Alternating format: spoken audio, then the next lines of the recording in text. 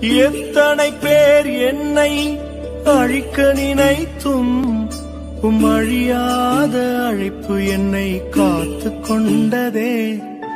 துரோகங்கள் வீண் பழிகள் என் மேல் விழுந்தும் கரைப்படாத கரங்கள் என்னை தாங்கிக் கொண்டதே. எஜமானனே நெஜமானனே என்னை அழைத்த எஜமானனே எஜமானனே நெஜமான